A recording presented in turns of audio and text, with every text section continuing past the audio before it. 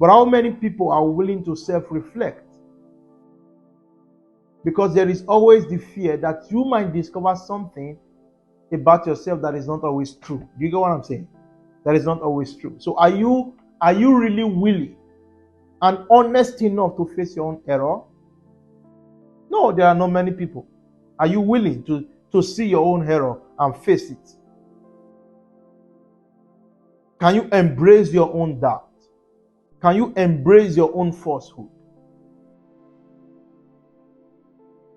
You see? And this is what I keep telling people, most especially religious folks, who think their belief system is just the only truth there is, or the only fact there is, or what they think is, I don't know, the way to heaven, or whatever, wherever.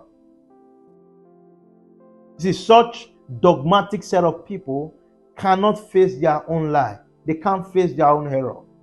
And that's why you hardly find a contemplative within an organized religious space. As a matter of fact, the prayers we do is to really escape from ourselves. You get what I'm saying?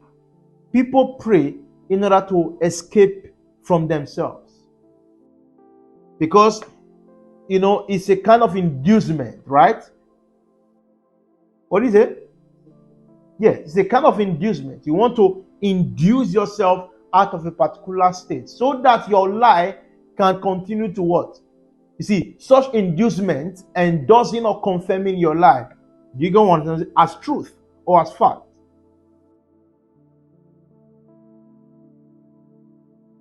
Those are people using experiences to validate their falsehood, right?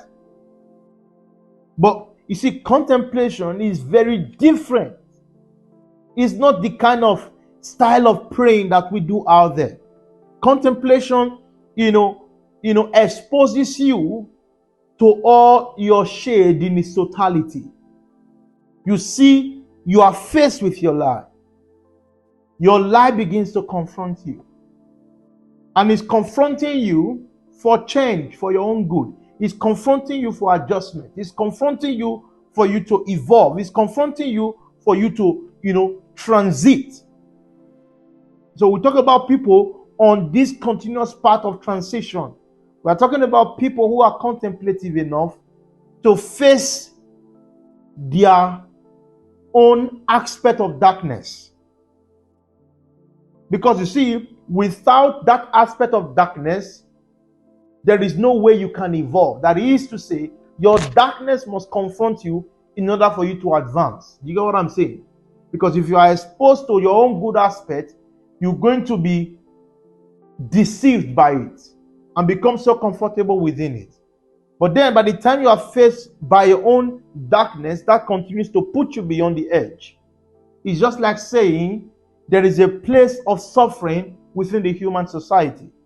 If you are a pleasure-seeking human being, there is no way the advancement of humanity can rest on your shoulder. Because pleasure-seeking human beings has never contributed to the advancement of humanity. People who have broken out of their comfort zone, suffering became a catalyst. The only way suffering becomes negative is when it breaks you down and retards you and keeps you on a particular spot.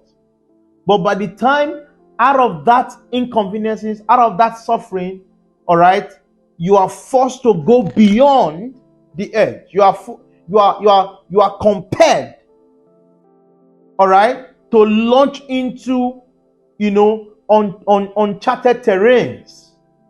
Then suffering becomes what? An instrument of advancement. And so in as much as you love suffering, love pleasure, you must not escape from suffering. You must embrace it because you need it as a catalyst for your own personal advancement. And so what contemplation does is, in order for you to continue to evolve, it exposes you not just to the good aspect of you, not just to your ideas you think are correct, but it begins to expose you to your own errors so you can create the space for change. And this is why people are not growing, right? Because they continue to seek comfort and securities in ideas that they think are very what? Are correct. You get what I'm saying? Yeah. And as long as you still have correct idea that you are clinging to, an incorrect idea that you are running from, you are not a contemplative man. You get what I'm saying? That means you are not open to evolve. And a lot of people are not evolving. We just have people living one religion to the other. You get what I'm saying? We have people seeking comfort in ideas. I don't know if you are getting what I'm saying. They are seeking comfort. Idea that will bring them comfort is what they are seeking. They are not really seeking for truth. I don't know if you are getting what I'm saying. Because in seeking for truth, you are also exposing yourself. You are exposing your ego, right? To be hurt. You are exposing yourself, to go through the process of death as it is necessary, right? But when you are seeking comfort, you are trying to, run and hide from anything that will expose you to suffering, that will expose you to walking alone, that will expose you, from standing alone. You get what I'm saying? And so those who seek comfort are not necessarily those seeking for truth. And so the question is, do you think you are a seeker of truth or you are a seeker of pleasure?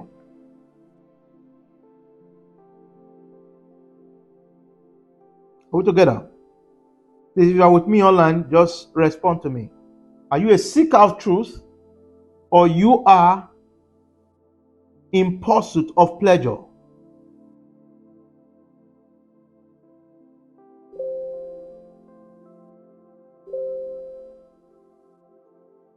So those who seek truth do not seek comfort.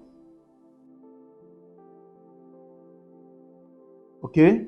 Those who seek truth seek no idea to protect. Do you get what I'm saying?